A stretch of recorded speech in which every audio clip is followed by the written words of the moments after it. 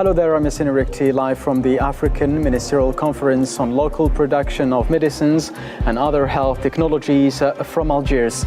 This 3 days summit brings ministers, regulators, industry and partners together to turn political will into factories, jobs and medicines on the shelf. Joining me now are two UNIDO experts who are working directly on industrial competitiveness and MSME development for health technologies. Mr. Borut Sturklek, an international senior expert on health industry, and Dr. Rawan Ahmed, project coordinator in UNIDO's Technical Cooperation Unit. Ladies and gentlemen, thank you for being with me here in All 24 News. Good evening. Thank you. So why Algiers precisely, and why now, Dr. Ahmed? So, from UNIDO's perspective, the Algeria Ministerial Conference come at a very decisive moment as Africa is now moving towards pharmaceutical sovereignty, like moving from this will into implementation is now the drive for all African countries. And Algeria, this gathering in Algeria is not just symbolic, it's a platform to align political will with actionable operational capacities and capabilities and pathways.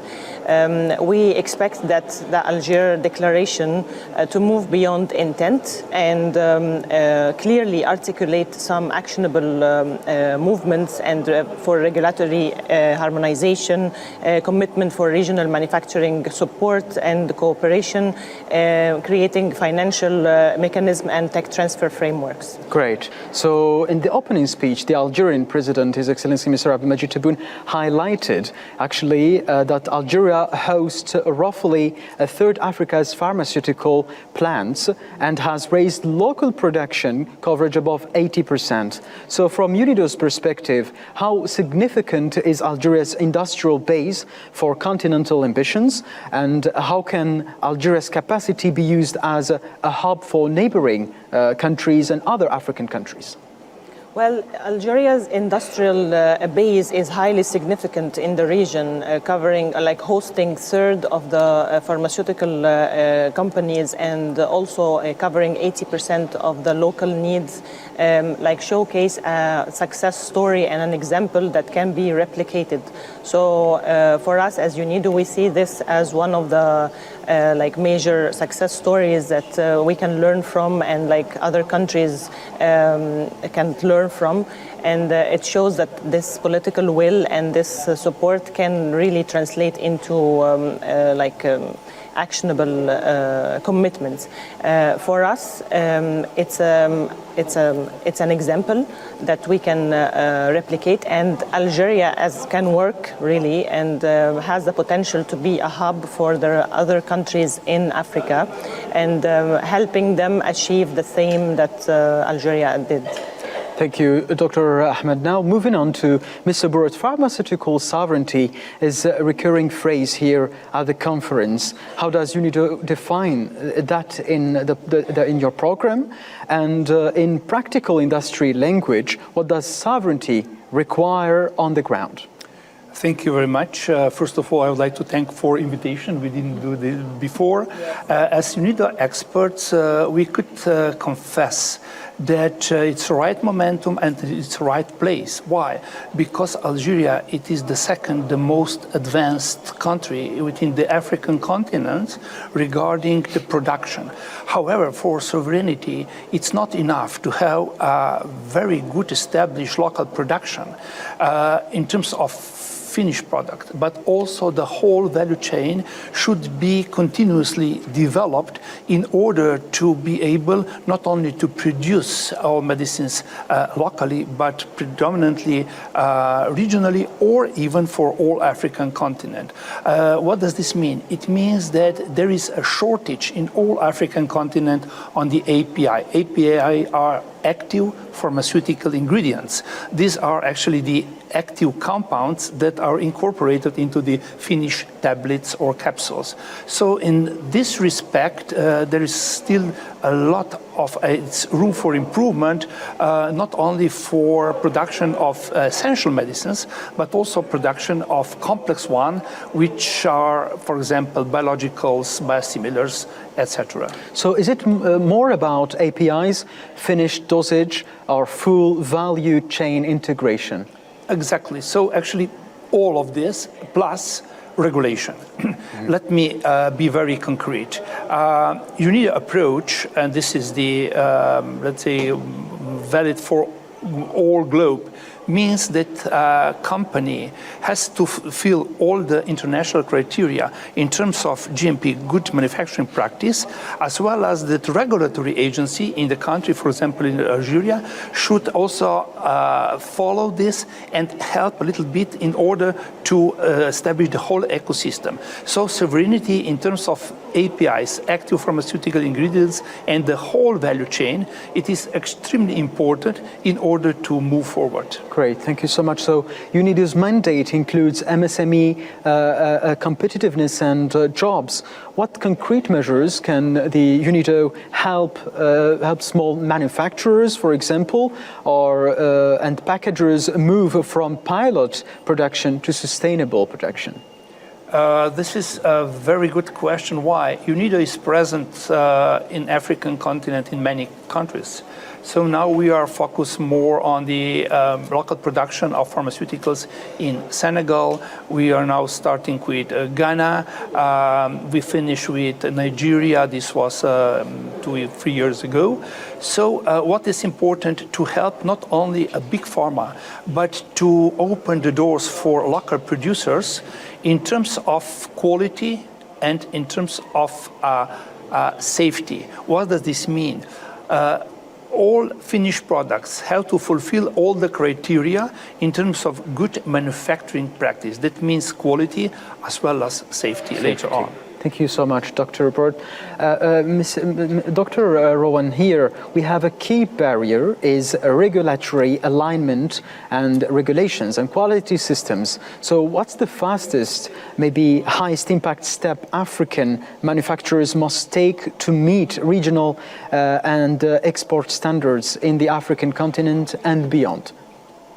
Well, from a regulatory point of view, I think the major step that should have done, and I think most like now African countries are aware of this and like moving forward. Like we mentioned, the momentum is correct, and everybody now is like more aware, is to leverage the capacity of the regulatory facilities, like the national regulatory authorities in the countries, in order to cope with the transition that we are supporting also for the for the private sector, for the pharmaceutical manufacturer companies, and for the products like that needs to invade the market. So a regulatory system that is more advanced and aligned with that is really important. Another step also to support continental and regional integration, like starting regional and then continental integration, is a regulatory harmonization. And this is something we have been also calling for, and other international organizations. So working together towards achieving a regulatory harmonization, I think it's a very important step and very concrete step, because it will facilitate the production, facilitate the process for the local manufacturers, but it will also facilitate the market access in the region, and not just be stick into the country, but it will make it more advanced and more expanding. Indeed. Into the country. With regulations comes also financing, which is repeatedly mentioned in the program. Yes. UNIDO's project experiences may be also always target this point, and which financing models actually work to get factories built and running, public guarantees maybe, blended finance, regional credit lines. What's your perspective?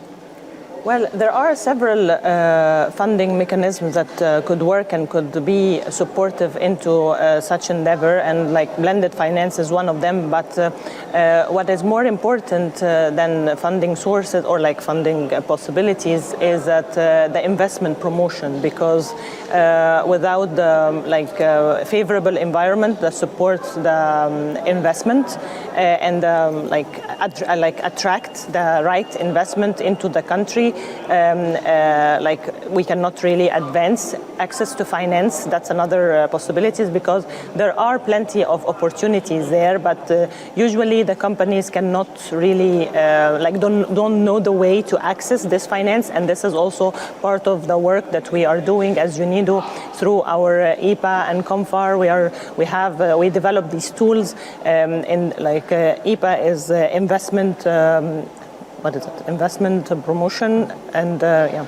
COMFAR is is a technical software. tool, is a software tool for feasibility assessments that will support companies to create bankable proposals. Exactly.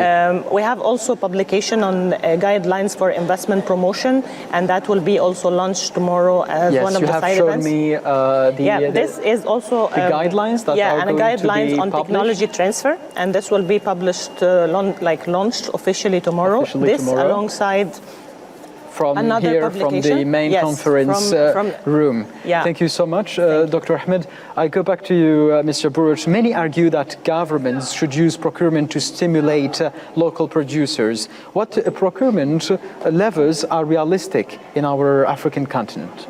Regarding procurement, there are different levels, and of course different levels within different countries. There is no unique system. It's impossible to say this. It is the way. This is the roadmap in order to get the final goal. Here in Algeria, this is my personal opinion. I was working for IMA for 10 years in European Union. Then I was involved in many this kind of challenging situations, but please go your way. I mean, this is something that is very important to emphasize, that of course government with the pool procurement could help, but always it should be the combination, a goodwill or political will from the government, then a very good regulatory support, and of course high level of the local production. Great. So also we have tracking and anti-counterfeit systems that are high on the agenda.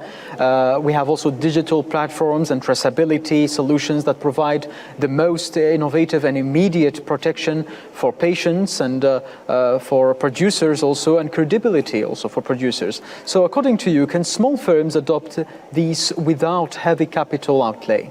So in terms of counterfeit or falsified medicines, Algeria is on the safe side, I could say.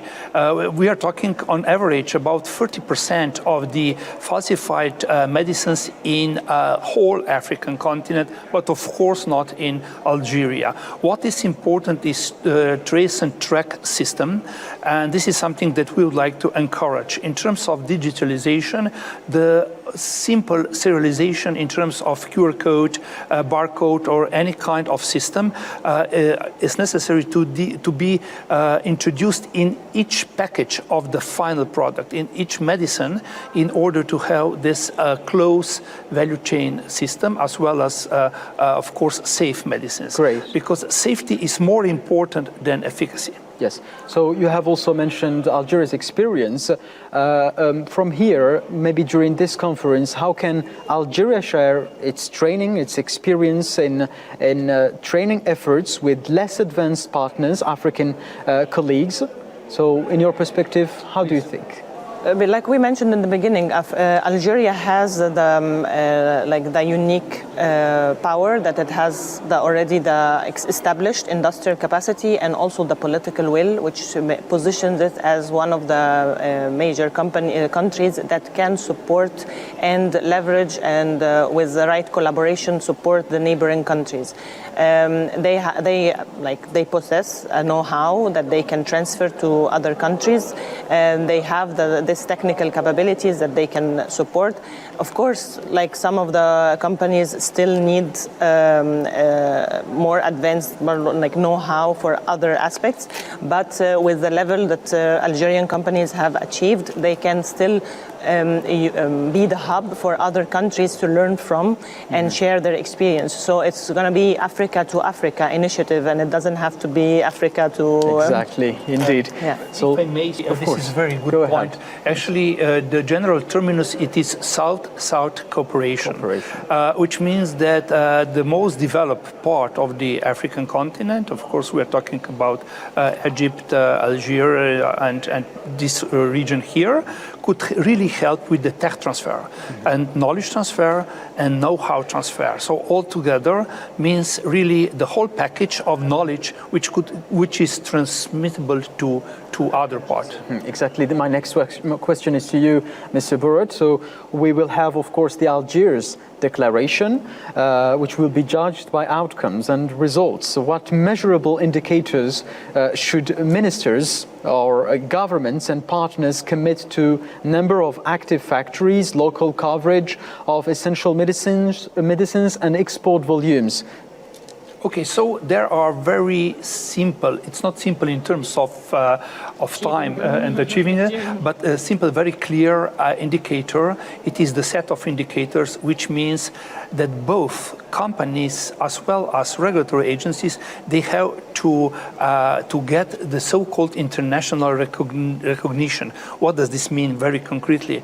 A company that produce medicine, let's say essential medicine, and would like to export it, should obtain the WHO pre-qualification. This is the standard, and by this standard, the whole market is open. I'm talking about African market, but even I mean Asian, European.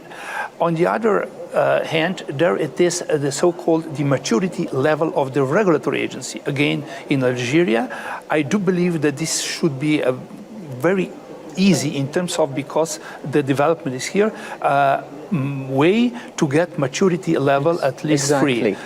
So this is something that's count together in order to export and goods. Exactly. So I heard you in one of your panels mentioning the standards that the African countries and the African continent in a whole needs to reach in order to be able to develop these kind of health technologies and also medicines. So is this, according to you, one of the priorities of today's or these 3 days conference? This is very important, one of the most important topic, but it is also the challenging one.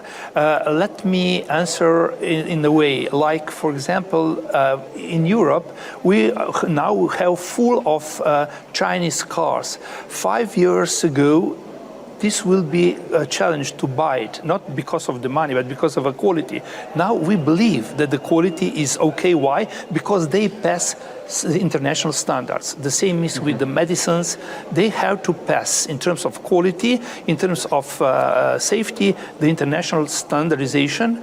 I'm talking about EU GMP certificate, FDA, WHO. It doesn't really matter, but this is must. Otherwise, you can't judge. You can't say which medicine it is good enough. Great. So finally, if each one of you could give one direct message to the African policymakers today, one policy or investment decisions that would accelerate local production in each African country, what that would be?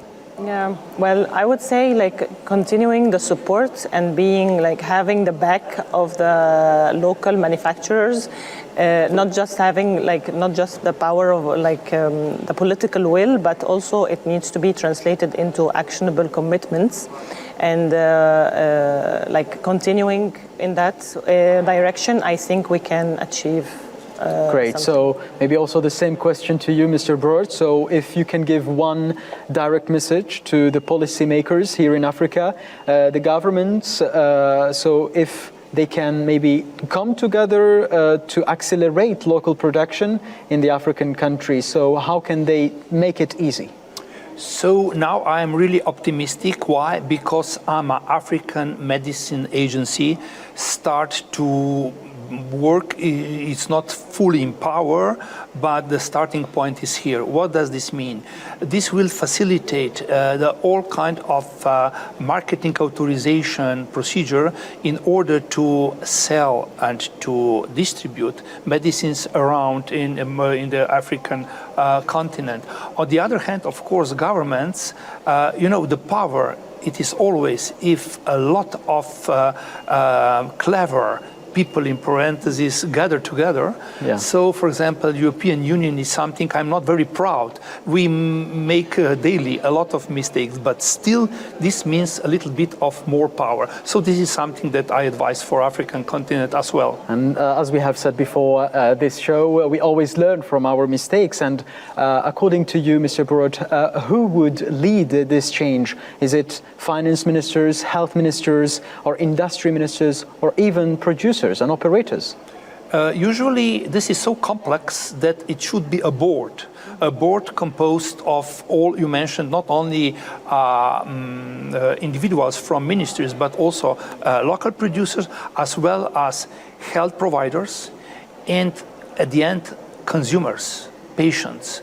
What is very important, for example, in terms of all this kind of quality, I'm talking about quality all the time, in Europe we have very strong health associations, patient societies. All together could move forward the whole ecosystem. Thank you so much, Mr. Burot. Dr. Ahmed, thank you. We appreciate UNIDO's participation with us today and all the clarifications that we got from you on how this can be translated into the Algiers Declaration, into factories, jobs, medicines, and developed health technologies. We are always here at the International Conference Center from Algiers, following the conference proceedings and the MOU's signatures, pilot projects, and more. Keep it on All 24 News. I'm Yassine Rikti signing off. Thanks for watching. Until next time, do take care.